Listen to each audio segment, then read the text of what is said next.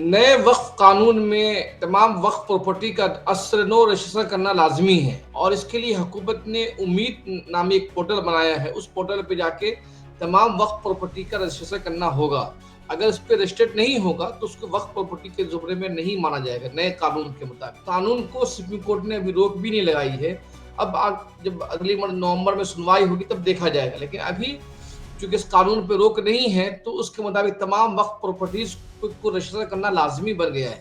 लेकिन माहिरीन मानते हैं कि जो उम्मीद पोर्टल जिस तरह से काम कर रहा है और मुल्क पे जिस तरह से वक्फ प्रॉपर्टीज का जो रजिस्ट्रेशन का मामला है, अगर उम्मीद को लेकर अगर इसी तरह से रजिस्ट्रेशन होता रहा तो बहुत सारी प्रॉपर्टीज रजिस्ट्रेशन से महरूम हो जाएंगे, नहीं हो पाएगा और उसको वक्त और उस प्रॉपर्टीज पर कब्जा करना आसान हो जाएगा। आज हम उम्मीद पोर्टल को लेकर जो खदशात हैं और आखिरी पोर्टल पर रजिस्टर करना कितना मुश्किल क्यों है, उसके लिए कितना वेरीफाई करना पड़ता है और क्या क्या मुश्किलात लायक, इस पर बात करने के लिए मशहूर सहाफ़ी मुस्तबा सैयद साहब हमारे साथ ऑनलाइन जुड़ रहे हैं। चेन्नई से हमारे साथ जुड़ रहे हैं। उनसे हम पूरे उम्मीद पोर्टल को लेकर बात करेंगे। सैयद मुस्तबा साहब, आपका इंसाफ न्यूज़ ऑनलाइन पे खैर मकदम है। मेरा पहला सवाल आपसे यही है कि उम्मीद पोर्टल को लेकर नए कानून में क्या कहा गया है और वक्फ प्रॉपर्टीज को रजिस्टर करना जो लाजमी है उसमें क्या मुश्किलात का सामना हो। जी, बहुत बहुत शुक्रिया नसरुल्लाह जावेद साहब आपका, हम और हमारे सामाइन का जो हमें देख रहे हैं। और ये प्रोग्राम जो आप अभी हमारे साथ कर रहे हैं ये इंतहाई ज़रूरी प्रोग्राम है, इसलिए कि जो हमारे सामाइन हैं उनको वक्फ के बारे में बहुत कम मालूमात हैं और जो हमारे लीडरान हैं और जो हमारे मतलब रहबर हैं वो कोई ज्यादा मतलब इस पे खुल के बात नहीं कर रहे हैं और वो जो है वो मुअम्मा बना हुआ है कि आखिर मसला क्या है और ये जाके कहाँ मतलब रुकेगा ये। तो अब हम जो बात करना चाहते हैं शुरू में कि एक वक्फ अमेंडमेंट बिल जो है वो अब कानून बन गया है जो कि पार्लियामेंट से पास हो गया। उसके बाद उसके लिए जो है जो मुस्लिम समुदाय है उसको चैलेंज करने के लिए सुप्रीम कोर्ट गई। सुप्रीम कोर्ट ने भी अपना इंटरिम फैसला दे दिया 15 सितंबर को, जो कि मुसलमानों के हक में पूरी तरह खरा नहीं उतरता है। तो अब इस परिप्रेक्ष्य में या इस बैकग्राउंड में हम लोग इस पोर्टल की बात कर रहे हैं। पोर्टल का मतलब होता है एक वेबसाइट। अब ये पहली जो मैं आपको जो मतलब अपनी ये बताना चाहता हूँ उसमें मतलब जो एतराज बताना चाहता हूँ वो ये कि इसका नाम उम्मीद क्यों रखा गया। उम्मीद से क्या मतलब होता है? ये तो वक्फ पोर्टल होना चाहिए, वक्फ रजिस्टर्ड पोर्टल होना चाहिए, इस तरह का कुछ उसका नाम होना चाहिए। लेकिन ये उम्मीद इन्होंने इसलिए रखा है कि उसके अंग्रेजी का बहुत लंबा चौड़ा एक उसको जस्टिफाई करने के लिए उन्होंने उम्मीद कर दिया। ये अंग्रेजी का ट्रांसलेशन है उम्मीद के ऊपर, मतलब वो जो एब्रिविएशन बनता है वो हिंदी का उम्मीद बनता है, लेकिन वो अंग्रेजी का मतलब पूरा उसका वो है। तो बहरहाल अब हम और आप जो हैं जब ये एक अनजान आदमी है, हमें मालूम करना चाहते हैं कि जैसे आप अभी वेस्ट बंगाल में हैं या कलकत्ता में हैं तो हमें ये मालूम करना होगा कि साहब हमारे यहाँ कितनी वक्फ की प्रॉपर्टी है। तो हमें अब वक्फ की प्रॉपर्टी के ऊपर नहीं जाना होगा वेबसाइट के ऊपर, बल्कि उम्मीद के ऊपर जाना होगा। तो ये बात मैं आपकी तरफ से आपके माध्यम से कहना चाहता हूँ कि मुस्लिम समुदाय को इस बात पे एतराज है कि उसका नाम जो है वो वक्फ प्रॉपर्टी पोर्टल क्यों नहीं रखा, उम्मीद पोर्टल क्यों नहीं रखा। ये जो ओहदेदार हैं, हुक्मरान हैं, हमारे जो कदरदान हैं, उनके कानों तक जो है ये बात पहुंचनी चाहिए। अब आ जाइए इस पोर्टल के बारे में। तो ये जब बिल आई थी और कानून आया था पार्लियामेंट में तो साथ साथ ये भी चल रहा था कि एक पोर्टल बनेगा और इसको 16 जून या 15 जून को किरण रिजिजू साहब जो हमारे मतलब मिनिस्टर हैं और जो हमारे मतलब बीजेपी सरकार के जो है बड़े, उन्होंने इसका इनॉग्रेशन किया था। और बहुत ही मतलब कि अब तो मतलब ये है कि सारी चीजें जो हैं इसको हम अब पोर्टल पर लेके आएंगे और सारा जो डिजिटलाइजेशन प्रोसेस है वो शुरू हो जाए। तो अब क्या हुआ कि जब लोग अभी तो फंसे हुए थे पार्लियामेंट के मतलब पास होने के लिए और उसके बाद सुप्रीम कोर्ट में, अब जब इससे कुछ फुर्सत हो गई है तो अब लोग जो है इस उम्मीद पोर्टल की तरफ गए। तो उम्मीद पोर्टल में तो मतलब बेतरह उसके अंदर गलतियां हैं।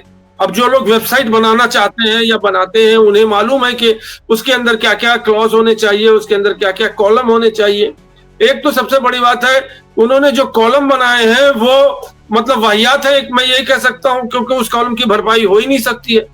जो लोग उस कॉलम को भरना चाहते हैं। देखिए, इसमें एक चीज और मैं आपको बता दूं कि उम्मीद पोर्टल में जो है वो फिर से SIR लगा हुआ है, स्पेशल इंटेंसिव रिवीजन SIR, जो कि बिहार में वोटिंग के लिए जो है मशहूर है जो लफ्ज, वो अब यहाँ भी यही है कि स्पेशल इंटेंसिव रिवीजन चल रहा है वक्फ प्रॉपर्टी।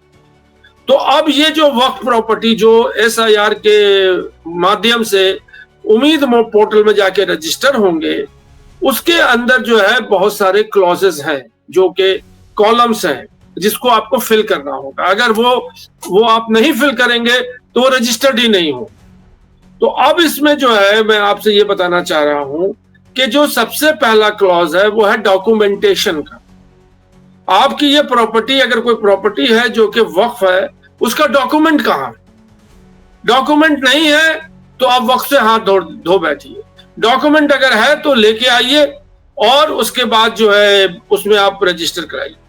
अब ये डॉक्यूमेंट तो हम और आपके पास तो है नहीं, ये तो गवर्नमेंट के रिकॉर्ड्स में है, जो रेवेन्यू डिपार्टमेंट है उनके रिकॉर्ड्स में है। अब उसको कौन लेके आएगा? उसको जिम्मेदारी तो गवर्नमेंट की बनती है ना कि आप रेवेन्यू रिकॉर्ड्स में जाएं और वहां से निकाल के लाएं और उसको जो है उम्मीद पोर्टल में लगाएं।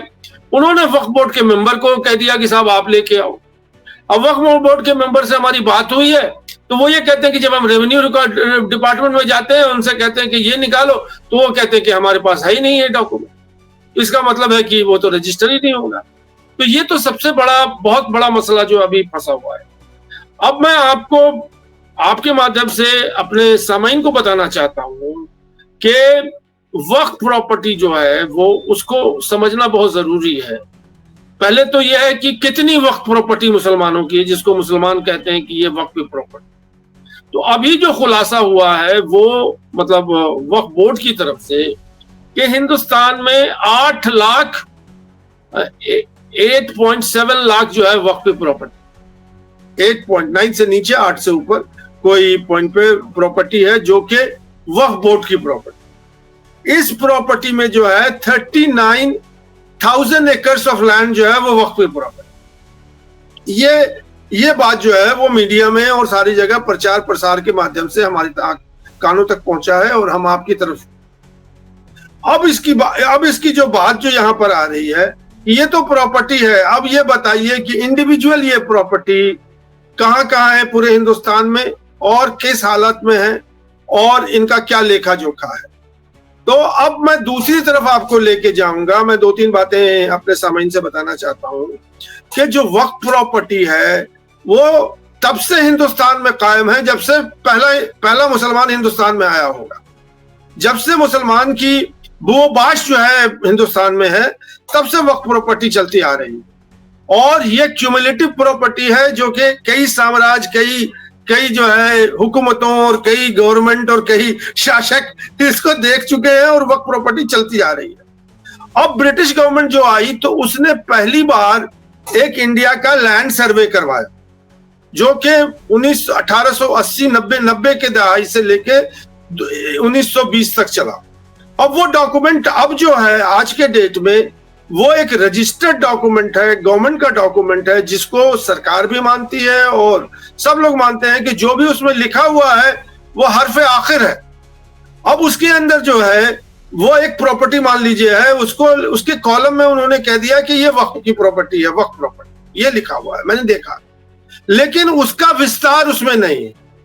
किस आदमी ने वक्फ किया, उसका नाम क्या था, उसके बाद कितनी प्रॉपर्टी उसने वक्फ की है, उसका एरिया और डिसमिल क्या है, उसकी चौहद्दी क्या है, उसकी बाउंड्री क्या है, ये सब चीजें, खाता क्या है, खसरा क्या है, रकबा क्या है, ये सब चीजें जो है उसमें नहीं है। हम आज जो हमारा जो पोर्टल है, क्या कहते हैं, उम्मीद पोर्टल, उसमें कॉलम बने हुए हैं जिसमें आपको ये सब डिटेल्स लिखने पड़े। अब मुस्लिम समुदाय जो है वो कहाँ से लाए ये डिटेल, ये बताइए आप। ये बहुत बड़ी समस्या जो है यहाँ पे खड़ी हुई है। और इसका जो है वो जो पोर्टल बनाया है उन्होंने, जो हमारे जो लोग हैं जो कि वक्फ बोर्ड में बैठे हैं, उन्होंने कहा कि इतनी जल्दी जल्दी करके इन्होंने बताया है, बिना मुस्लिम कम्युनिटी को कांटेक्ट किए हुए, बिना वक्फ बोर्ड को कांटेक्ट किए हुए उन्होंने ये पोर्टल खड़ा कर दिया और उनसे कहा कि आप इसमें रजिस्टर करो। तो अभी तक जो है वो 4000 प्रॉपर्टी जो है वो रजिस्टर हुई है बस, जबकि अभी आपको बताया मैंने 8.7 लाख जो है वो प्रॉपर्टी है। तो ये किस्सा जो है ये इतना आसान नहीं है। सब लोग जो कह रहे हैं कि रजिस्टर हो जाएगा और सब कुछ हो जाएगा, ये नहीं होने वाला है। और गवर्नमेंट ने जो है दिसंबर का डेडलाइन दिया, 31 दिसंबर का। तो ये सब जो प्रॉब्लम है ये चल रहे हैं। जी, सवाल ये कि क्या, दो सवाल है मेरे कि एक तरफ मुस्लिम पर्सनल बोर्ड बोल रहा है कि हम इसका बाइकाट करेंगे, वक्फ पोर्टल का, ये उम्मीद पोर्टल का नहीं है।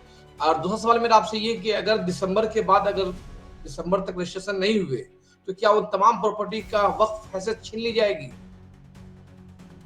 जी देखिए, अभी जो है ना ही सुप्रीम कोर्ट में और ना ही गवर्नमेंट ने ये खुलासा किया है कि जो प्रॉपर्टी उम्मीद पोर्टल में नहीं दर्ज होगी उसका क्या होगा। हम और आप जो मुसलमान हैं वो यही डर रहे हैं कि एक बहुत बड़ा प्रॉपर्टी, अब समझिए कि 4000 का क्या फिगर है और 8,07,000 लाख का क्या फिगर है। अगर वो नहीं आते हैं तो वो उसका क्या होगा? गवर्नमेंट क्या उसको ले लेगी? गवर्नमेंट क्या ये मान जाएगी कि नहीं साहब ये वक्त की प्रॉपर्टी है और वक्त में चली जाएगी? ये अभी तक सुप्रीम कोर्ट ने भी क्लियर नहीं किया है। पार्लियामेंट्री जो कमेटी बनी थी और सारा कुछ मतलब हुआ था, उसमें भी इस बात की वजाहत नहीं हुई थी कि अगर वो रजिस्टर्ड नहीं हो पाता है तो वो कैसे, मतलब उसका क्या समाधान होगा, वो कैसे, मतलब क्या मुसलमानों के हाथ से निकल जाएगा और क्या मुसलमान उसको एक्सेप्ट कर लेंगे कि हम छोड़ देंगे उसको? अगर मुझे इजाजत दे तो मैं आपको थोड़ी हिस्ट्री ऑफ वक्फ प्रॉपर्टी आपको अपने सामने को वो स्टोरी ले जाना चाहता हूँ, क्योंकि जैसे मैंने आपको बताया कि वक्फ का जो प्रॉपर्टी है वो जब से मुसलमान हिंदुस्तान में आया तब से वक्फ शुरू हो गया है। और ये प्रॉपर्टी जो है क्यूमुलेटिव प्रॉपर्टी है और इस प्रॉपर्टी का जो मैटर वो यही है कि जिसकी कोई संतान नहीं है। तारीख, मुस्तफा साहब जब आप तारीख बयान करें उससे पहले मेरा दो सवाल है। आपका मैंने आर्टिकल पढ़ा तो आपने जो वक्फ इमलाक है भारत में उसके 2-3 किस्म बताया है। एक तो वक्फ बाय यूजर है जो मस्जिद, मदरसे, दरगाहें वगैरह है। दूसरा आपने बताया कि जब जमींदारी खत्म हो रही थी और ये लग रहा था कि एक काश्तकार नहीं जमीन, एक आंकड़ा तक इतना ही जमीन रह सकती है, तो उन काश्तकारों ने जमीन को बचाने के लिए वक्फ कर दिया और उसी में वक्फ औलाद का भी तस्वुर उसी जमाने में आया। जबकि जो लोग शरीयत के माहिर हैं वो कहते हैं कि वक्फ औलाद कोई चीज नहीं है। तो इस तनाजुर में आप मुझे हिस्ट्री बताएं कि कैसे कब क्या हुआ। नहीं, वही मैं जो मुझे मतलब जितनी अक्ल समझ मुझे है उतनी ही मैं आपको बता सकता हूँ। हो सकता है कि और दानिश्वर उससे ज्यादा भी बताएं।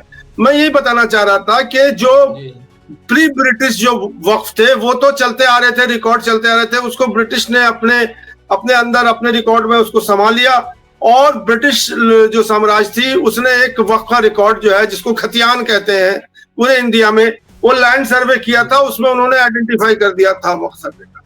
अब इसके बाद जो है ये तो एक रिटर्न डॉक्यूमेंट है। अब उसके अंदर जो है बाल की खाल की किसने वक्फ किया था, उन साहब ने किया था, उनके पास कितनी प्रॉपर्टी थी, उसमें वो किसने क्या किया था, क्या डेट था, क्या था, वो सब चीजें वहां दर्ज नहीं है।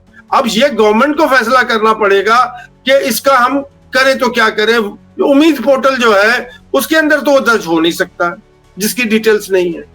अब आ जाइए हम दूसरे पड़ाव पे जो कि बहुत बड़ा पड़ाव है हिंदुस्तान के और मुसलमानों के हवाले से। पार्टीशन ऑफ इंडिया जो है वो एक लैंडमार्क है इंडिया के मुसलमानों के लिए, एक समझ लीजिए कि एक माइलस्टोन है जिससे सारी चीजें इंडिया की जो मुसलमानों के प्रॉब्लम हैं या मसाइल हैं या जो भी कुछ है वहीं से शुरू होती हैं और उसी के आगे। अब पार्टीशन ऑफ इंडिया में क्या हुआ है कि हम लोग और आप जानते हैं, सब लोग जानते हैं कि बहुत से मुसलमान जो है वो हिंदुस्तान छोड़ के पाकिस्तान चले गए, वहीं उन्होंने अपनी जगह बनाई और जो हिंदुस्तान में जो प्रॉपर्टी थी उसको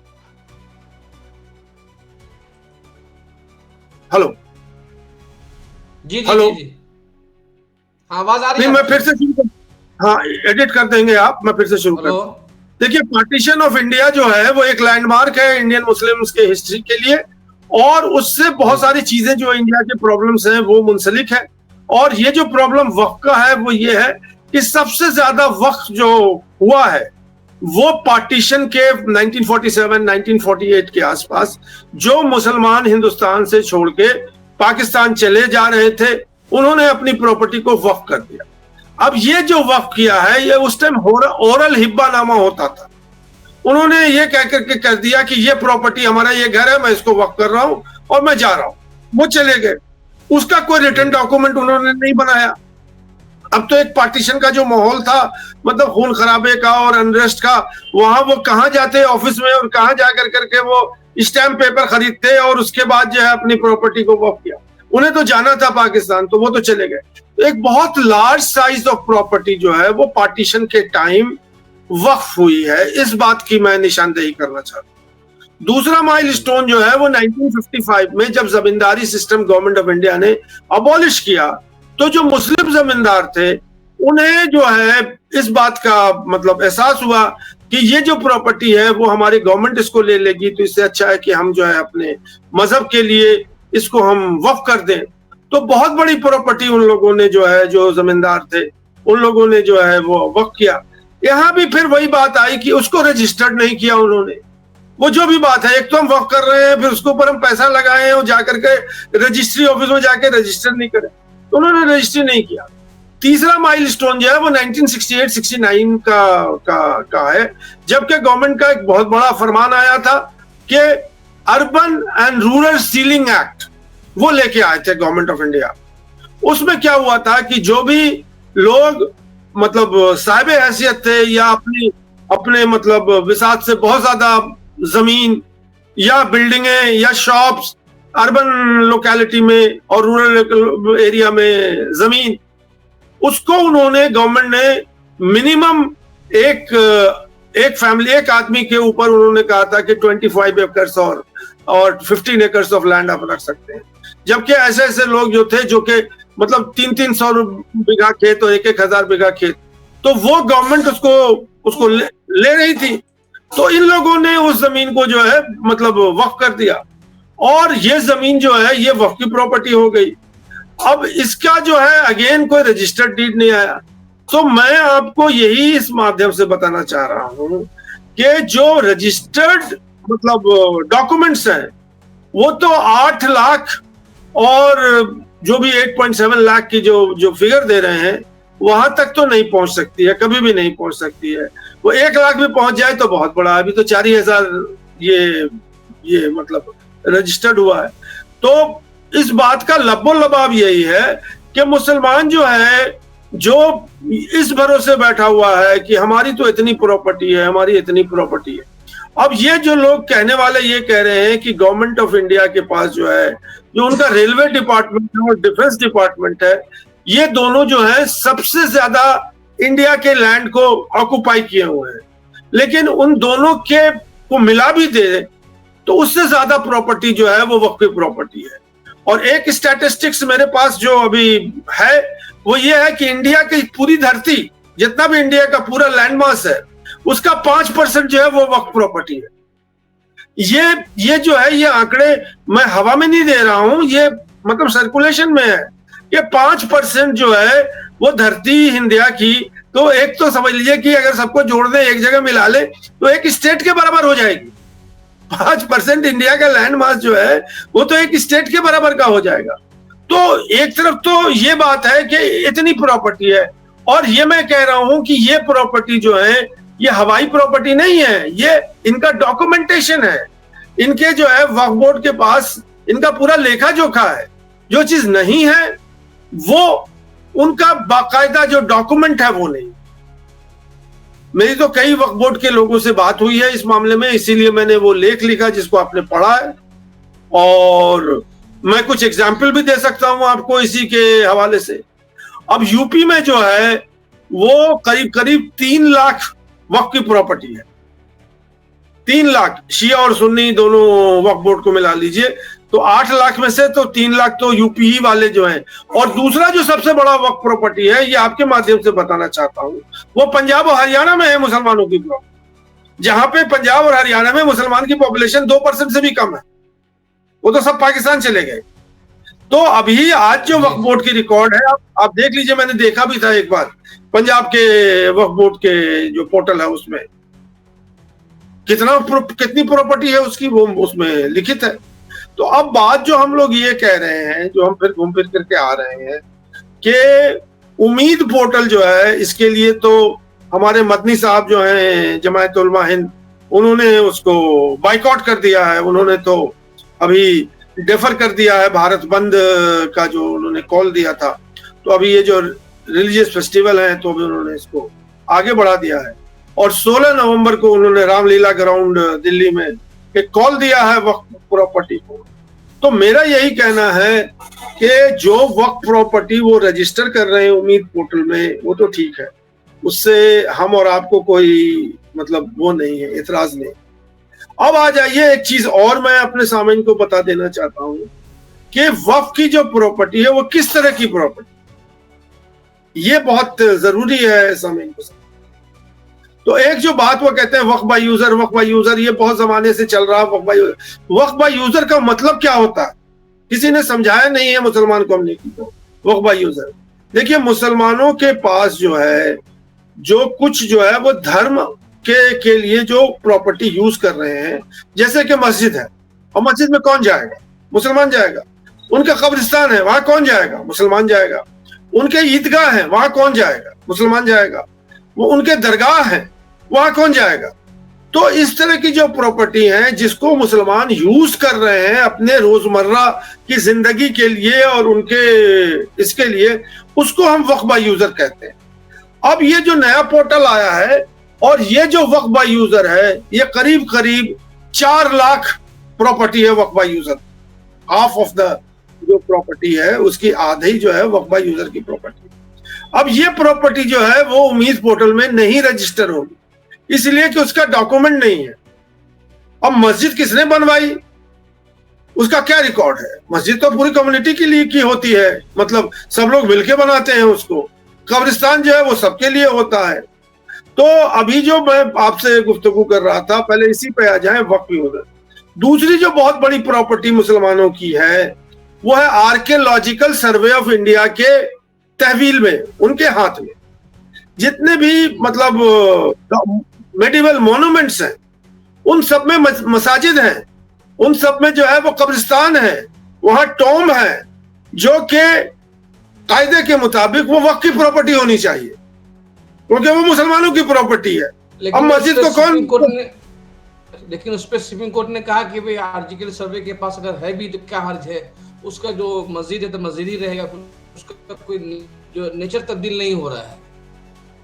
नहीं, मैं ये कह रहा हूं ना कि ये देखिए, ये पुरानी लड़ाई है और मैं जानता हूं, मैं इस लड़ाई में भी शामिल था एक जमाने में, और सैयद शहाबुद्दीन इसको लेकर के उठे थे इन सारे मामलों, और उन्होंने कुछ मस्जिदों को आर्कियोलॉजिकल सर्वे ऑफ इंडिया से छुड़वाया भी था, और उनको मुस्लिम समाज उस पर जो है अभी भी अब नमाज चल रहा है उस पर, और उस पर मस्जिद जो है फिर से फंक्शनल हो गई है। तो हमारा ये कहना है, जो ये मैं उसके लिए कह रहा हूं, ये भी वक्फ की प्रॉपर्टी में शामिल होने चाहिए, और इसको आजाद करें आप, मतलब उस पर जो एक पैरा बना करके रखे हुए हैं कि आर्कियोलॉजिकल सर्वे ऑफ इंडिया, तो आप यूज नहीं कर सकते इसको।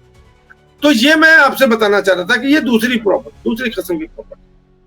उसके बाद तीसरी किस्म की प्रॉपर्टी वो है लैंड प्रॉपर्टी, जो कहते हैं कि 38,000 एकर्स ऑफ लैंड जो है वो खेतों के मतलब तरीके से मौजूद है हिंदुस्तान में। अब ये खेत जो है ये तो वक्फ की प्रॉपर्टी है। वक्फ बोर्ड वाले इन खेत को, क्या उस पर वो खेती कर रहे हैं या खेती करवा रहे हैं, उससे कितने पैसे आ रहे हैं, वो पैसे कहाँ जा रहे हैं, ये सारी चीजें जो हैं वो मतलब समझने की है, और जिसको स्ट्रीम लाइट करना है। अब उसमें बात यहाँ पे आई थी कि मैं एक बात और बता देता हूँ, दूसरी जो वक्फ की प्रॉपर्टी है वो है अर्बन टाउन्स में, मतलब आपके तरह कलकत्ता के सिटी में, हमारे चेन्नई की सिटी में, बैंगलोर में, जहां पे बिल्डिंग जो है वो वक्फ की प्रॉपर्टी है, और वो करोड़ों नहीं बल्कि अरबों की प्रॉपर्टी है। बैंगलोर में एक रिचमंड सर्कल है, उसमें करीब करीब 8 या 10 बिल्डिंग जो है किसी साहब ने किसी जमाने में उसको वक्फ कर दिया। जो कि अभी अरबों की प्रॉपर्टी है, वो जो टोटल प्रॉपर्टी है, अब उनको औलाद नहीं था या जो भी कुछ था। तो ये अर्बन और रूरल प्रॉपर्टी जो है इसका। अब आ जाइए फिर वही उम्मीद पोर्टल की जिसकी हम लोग बात कर रहे हैं। यहाँ पे बात यही आ रही है कि अब यूपी के जो है वक्फ बोर्ड से एक खबर निकल के आई है कि लखनऊ में एक जो है वो कब्रिस्तान है जो कि आज से 100 साल पुराना है। अब उम्मीद पोर्टल उसकी जो है दस्तावेज मांग रही है। पहले तो वो जब दस्तावेज लेने के लिए रेवेन्यू डिपार्टमेंट में गए तो उन्होंने कहा कि 100 साल पुराना हमारा रिकॉर्ड जो है खत्म हो गया, बाढ़ आ गया, अर्थक्वेक आ गया और कुछ आ गया, नेचुरल कैलेमिटी आ गई। और 100 साल का कागज, जब 100 साल का आदमी नहीं जिंदा रहता है तो कागज की क्या हालत होगी ये आप समझ रहे हैं।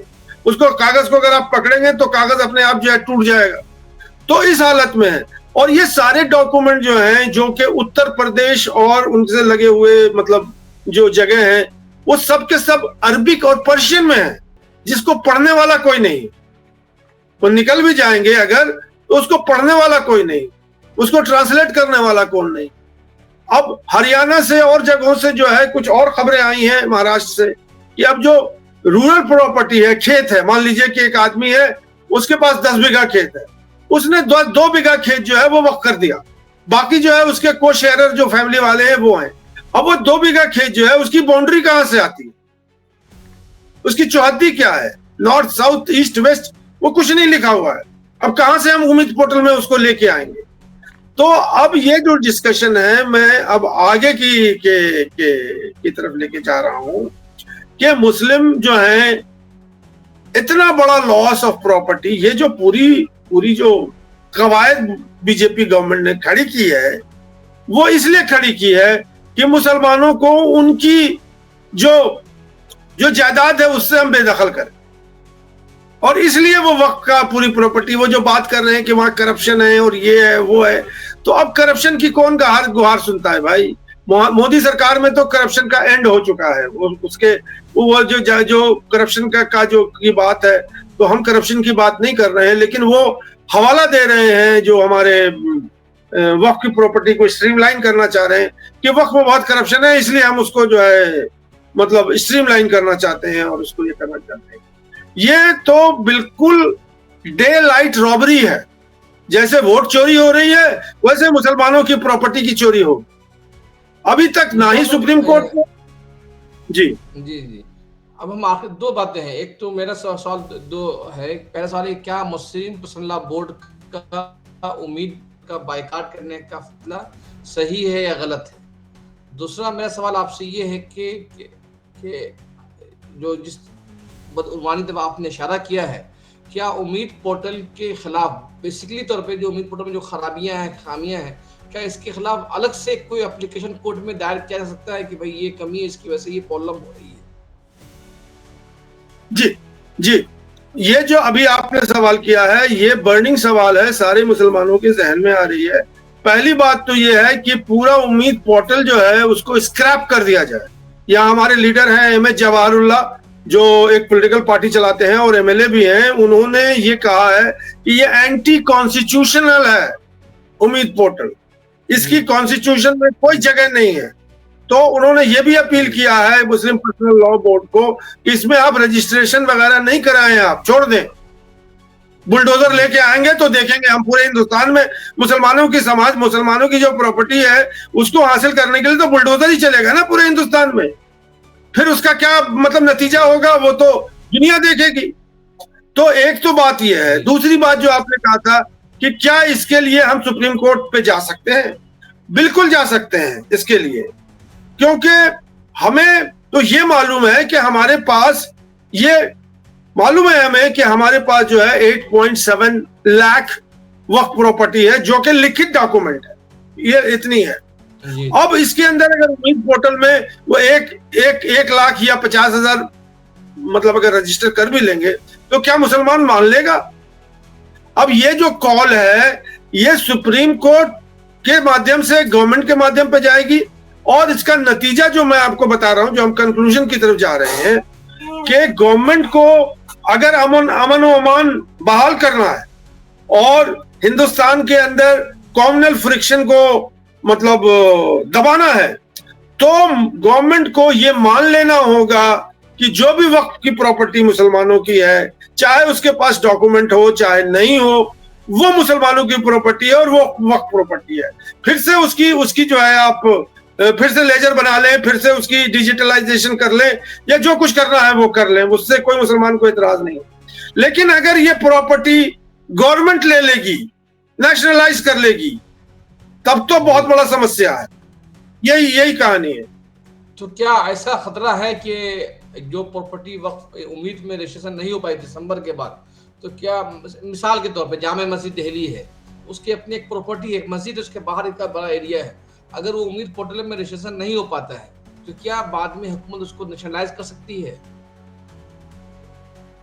देखिए हम कोई पेशन गोई वाले आदमी नहीं है। जैसे होगा वो हम भी देखेंगे, आप भी देखेंगे, फिर हम अब चर्चा करेंगे। लेकिन हम उस बात पे मतलब वो नहीं है कि मतलब क्या होगा नहीं होगा, जो होगा वो होगा।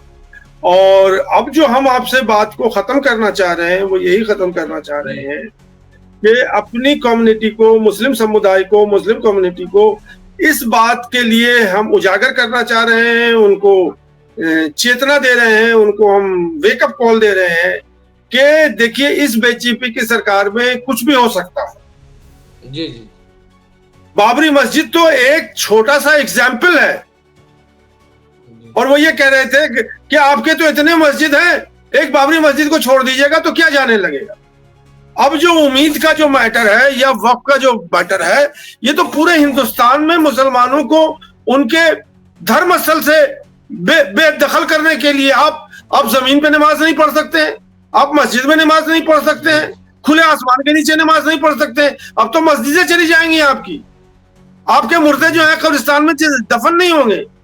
तो मैंने बहुत ही मतलब संयम से ये बात मैं कह रहा हूं कि गवर्नमेंट जो है वो अगर उसका मंशा मुसलमानों की फलाह बहबूदी के लिए है, उनको आगे बढ़ाने के लिए है, तो उनको गवर्नमेंट को चाहिए कि जो भी वक्फ प्रॉपर्टी रजिस्टर्ड है या जो रजिस्टर्ड नहीं भी है और वो डॉक्यूमेंटेड है कि भाई ये प्रॉपर्टी है, क्योंकि जो सारे वक्फ बोर्ड हैं हिंदुस्तान में इंक्लूडिंग सेंट्रल वक्फ बोर्ड, वो तो एक गवर्नमेंट का इदारा है।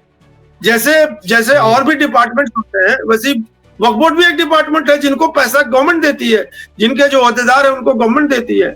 तो मैं इस माध्यम से आपके फोरम से यही बताना चाह रहा हूं कि मुसलमानों के अंदर बेदारी आनी चाहिए और उनके अंदर हौसला होना चाहिए कि हम अपने राइट के लिए लड़ रहे हैं। अपनी प्रॉपर्टी, जब हमारा घर ही नहीं रहेगा तो हम कहाँ रहेंगे। आपका डॉक्यूमेंट नहीं, आप घर में आकर के पूछते हैं। अब हम जाए पुलिस स्टेशन में और थानेदार को कहें कि डॉक्यूमेंट लेके आओ, नहीं तो जगह खाली करो। ये तो वही बात हो गई ना कि आपके घर में कोई आदमी आ जाए, कहे कि डॉक्यूमेंट दो हमको आपके घर का, नहीं तो हम ले लेंगे, आप घर से बाहर हो जाओ। तो ये बहुत बड़ी समस्या है, इसीलिए मैंने आपको तकलीफ दी और मैं आपको मुबारकबाद देता हूं कि आपने ये प्रोग्राम को मतलब मुंतखब किया और इसके ऊपर एक चर्चा का आगाज किया। और ये आगाज जो है पूरे हिंदुस्तान में होना चाहिए। जी, आपका बहुत बहुत शुक्रिया। आपने उम्मीद पोर्टल को लेकर वजाहतें की हैं और अभी भी बहुत सारे ऐसे इश्यूज हैं जो अभी सामने नहीं आया है, जिसमें सबसे बड़ा इशू ये कि जो दिसंबर के बाद जब उम्मीद पोर्टल पर रजिस्ट्रेशन करने की मुद्दत खत्म हो जाएगी, उसके बाद क्या होगा, क्या एक और मौका मिलेगा। और दूसरा, हमें एक तरफ हम बाइकाट की भी अपील कर रहे हैं, दूसरी तरफ हम रजिस्ट्रेशन भी कर रहे हैं, तो कई सारे मसले गुंजलक हैं, तो उस पर वजाहत की जरूरत है। और सबसे अहम सवाल जो आपने उठाया है वो ये है कि उम्मीद पोर्टल को लेकर बेसिक एक उम्मीद पोर्टल को लेकर ही भी कोर्ट में जाना चाहिए और उसकी जो पोर्टल में जो कमी है जिसकी वजह से रजिस्ट्रेशन करना मुश्किल हो रहा है, उन तमाम कमियों को भी उजागर करने की जरूरत है। आपका बहुत बहुत शुक्रिया और हम इस मौजूद पे आइंदा भी बात करते रहेंगे। अस्सलाम वालेकुम रहमतुल्लाहि व बरकातहू। जी बहुत शुक्रिया।